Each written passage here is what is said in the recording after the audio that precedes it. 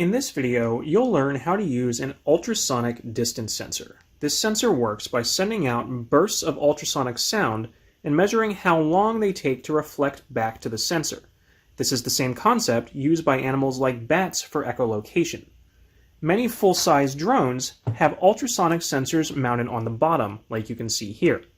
The drone uses the downward-facing sensor to measure its distance to the ground, which allows it to stay at a constant altitude. Since you're building a much smaller drone in this project, it can't carry the weight of the ultrasonic sensor. You will mount the sensor below the drone, pointing up, so it can measure the drone's height.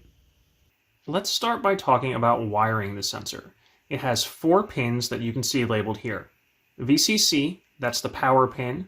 Trig, that stands for trigger, that's the pin that you will send a signal to the sensor with to make it take a reading. Echo, which is the return pin that sends a signal back to the Arduino, and the ground pin.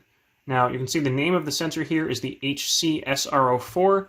There is another very popular ultrasonic sensor called the Ping that only has 3 pins. Their operation is very similar, but the Ping is more expensive. We're going to cover that in a different video. For now, continuing with the HC-SR04, you will notice that it has male header pins attached to the breadboard here. So you are going to need a male to female jumper wire to connect to those pins. So the female end of the jumper wire here goes onto the male pin, and then you have the other pin free to connect to your Arduino or the breadboard. Now, you can just plug these jumper wires directly into your Arduino if you want, but assuming you are building a robot or some other circuit where you're going to have a breadboard with other stuff on it anyway, you may want to run the jumper wires from your sensor to the breadboard and then use shorter jumper wires to connect, for example, to the power and ground buses on your breadboard and over to the Arduino. But if you are just testing the sensor out and you don't have any other parts in your circuit yet, you can just run these jumper wires directly to the Arduino and skip the breadboard for now. Let's switch over to Tinkercad and talk about how to program this sensor. Now, the code for the HC-SR04 is nearly identical to that for the Ping. You can find example code for the Ping built into the Arduino IDE, so this code is heavily based on that, with the main difference being that, again, the HC-SR04 uses separate trigger and echo pins. The Ping uses a single pin for both of those, switching it between input and output. So you can see I have reproduced my wiring in Tinkercad here, and again, I could have just run the jumper wires directly from the sensor to the Arduino, but I've demonstrated proper use of the breadboard power buses and connecting the sensor to that, under the assumption that if you're building an autonomous car, you're probably going to have other stuff on your breadboard anyway, and be using the buses. But if you have an external battery pack, for example, to power motors, remember that you don't want to short circuit the voltage from that battery pack to the 5 volts from the Arduino. You do want a common ground, but you don't want to short circuit the positive voltages together. We're not going to be using an external battery in this video because the sensor doesn't consume much power, so it can run directly from the Arduino. That's just a reminder if you do have an external battery pack. To understand how the sensor works, we are going to take a look at its datasheet. Again, a datasheet is a document that contains information about a part and how to use it. So we're not going to read through all of this. You don't need to worry about understanding all of it. But we are going to skip down to something called the timing diagram. And this shows us what we need to do to use the sensor with the Arduino. So the trigger input to the sensor is a 10 microsecond positive pulse. That means we're going to have a low voltage. We're going to set the voltage high, wait for 10 microseconds. So that's a very fast amount of time. A microsecond is a millionth of a second, and then set the voltage low again. That tells the sensor to send out this burst of ultrasonic sound. Then the echo pin on the sensor is going to send a high signal to the Arduino when that sound is first sent out. That signal is going to stay high until the sensor measures the reflected sound, then this voltage is going to go low again. So what we are going to do is use a special command on the Arduino that measures the duration of this pulse. The longer the pulse, the farther away the object was, because the longer it took the sound to travel out and bounce back. So based on this amount of time, we can calculate how far away something was since we know the speed of sound, 340 meters per second. Again, don't worry about whether you understand exactly all the details of all of these calculations, but that's the operating principle of the sensor that we are going to go implement in our Arduino code. Alright, let's switch back over to the code and take a look at how this works. As usual, we are going to start out by declaring a bunch of variables at the top of the program. And we're doing a few things differently that you probably haven't seen before. One, we are declaring our pins, which we're going to use to control the sensor, but we are declaring those numbers as constants. So this is telling the Arduino that these variables are never going to change, and there are some advantages to doing that, like using a little less memory, that we don't need to worry about too much, but technically it's good practice if you have a constant variable, like a pin number that's never going to change in your program, to declare it as a const int instead of just int.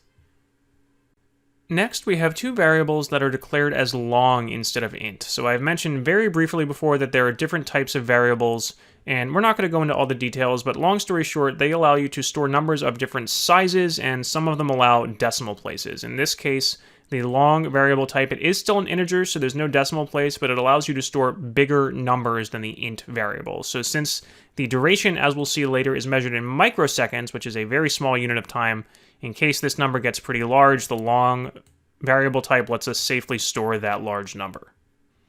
Next up, we have our setup function, where we have some commands you've seen before. We're using the pin mode command to set our trigger pin as an output and set our echo pin as an input. We're also going to use something you might not have seen before. We're going to initialize serial communication, and what that means is it is going to let our Arduino, when it is connected to a computer with a USB cable, print out numbers on the computer screen. So we can use that to monitor the distance that our sensor is recording, and there will be some additional commands related to that later in our loop function. Now we go down to our loop. So first we are going to use digital write and delay microseconds commands. So remember, the normal delay command delays for a certain number of milliseconds, delay microseconds delays for a number of microseconds. And this is where we're going to send that 10 microsecond high pulse to the trigger pin on the sensor. So remember, if we go back to the datasheet, we're sending a 10 microsecond positive voltage pulse to the sensor using these commands. Then we are going to wait for and measure the duration of the echo or return pulse. And the Arduino luckily has a single command that does that called pulse in. So you tell it which pin you want to listen to and whether you want to measure the duration of a high or low pulse. And then that will then return the duration of the pulse in microseconds. Then we are going to convert that pulse duration in microseconds to a distance in centimeters. Again, the details of that calculation are in the datasheet. I'm not going to go over them here. And then finally, we are going to print the centimeter value out to the serial monitor. So there are three different commands here. One prints the value of our centimeter variable. Then we're going to print the text centimeters, so we know that the units are centimeters on that. And then we are going to print a new line so it doesn't just print across one line of text. And then finally, we're going to have a short delay of 100 milliseconds, or about a tenth of a second. So we wait until we go back to the top of the loop and take our next reading. So I'm going to demonstrate this in Tinkercad, and then we'll switch over to the real Arduino IDE since the operation of the serial monitor is a little different there. I'm going to hit Start Simulation. And in Tinkercad, you can't physically wave your hand back and forth in front of the sensor, but what you can do is click on it and then sort of move this imaginary ball back and forth in front of the sensor, and that simulates moving an object and forth in front of the physical sensor and measuring the distance to it. And what I want to do is click on Serial Monitor down here, and we see that that is continuously printing out the value of the distance to this ball in centimeters. So as I move the ball around, that value changes. When I get closer, the value gets lower. When I get farther away, the value gets higher. Now in Tinkercad, it kind of highlights the range or area where the sensor can take a measurement in green. If I go outside of that, it turns red and you'll see the reading freezes. So the sensor can't measure things that are too far off to the side or too close to it or too far away from it. But this is a reasonable approximation of how the physical sensor works. Let's take a look at the actual Arduino IDE now. I have the same code entered here. I've already uploaded it to my Arduino. And now I'm going to open the serial monitor.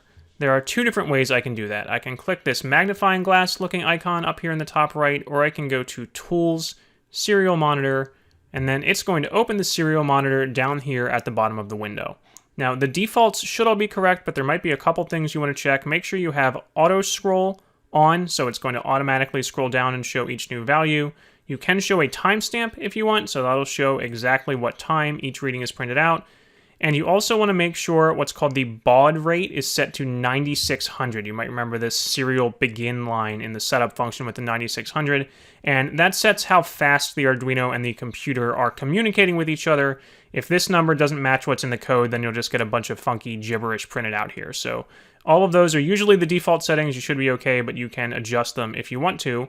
And you will see your reading printing out here. And you notice that the real world reading is bouncing around a little bit. Off camera here, I just have my sensor aimed at the ceiling, and you see it's not a constant reading, but if I move my hand in front of it and hold my hand still, you see that again, I'm holding my hand as still as I can, but the reading isn't perfectly constant. It fluctuates a little bit, and every once in a while it kind of jumps. I get some bad reading where it's hundreds or thousands of centimeters, which definitely doesn't seem right because I can't move my hand away that fast.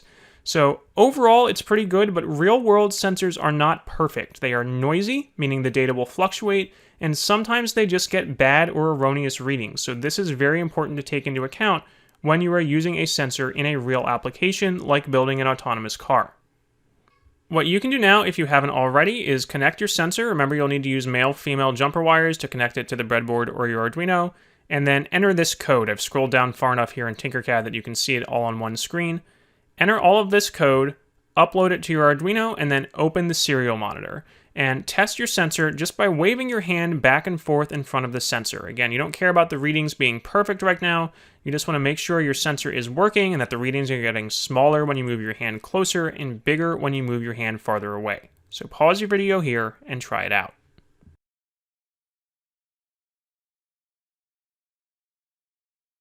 The next interesting thing you can try is to use your sensor to measure the distance to different objects of different shapes, sizes, and textures. For example, you can see I have an assortment here, like a big flat piece of cardboard, a pencil, a battery, a cardboard tube that's cylindrical.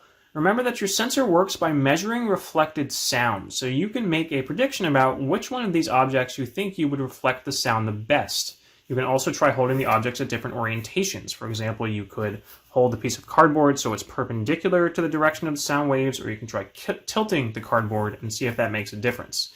You can also use a ruler to measure the actual distance between the object and the sensor and compare that to the distance reported to the Arduino.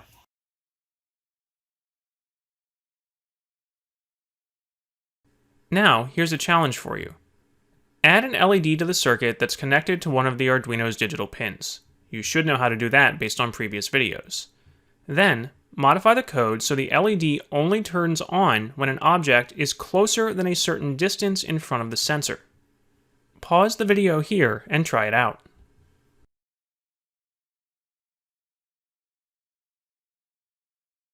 Here is an example solution.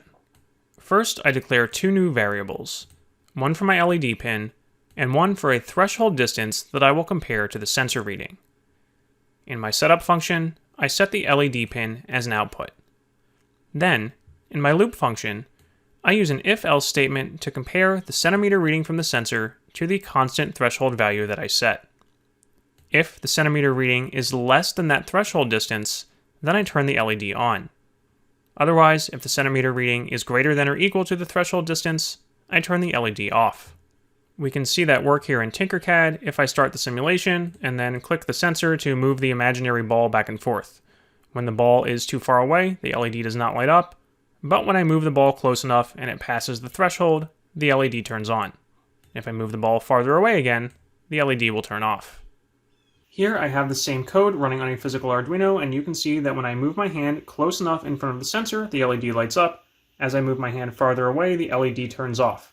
However, again, the real-world sensor readings are not perfect. You see sometimes the LED fluctuates or turns off, even when my hand is close to the sensor, and things like the orientation of my hand or whether I spread my fingers out all affect how sound reflects back to the sensor, and that can mess up the reading.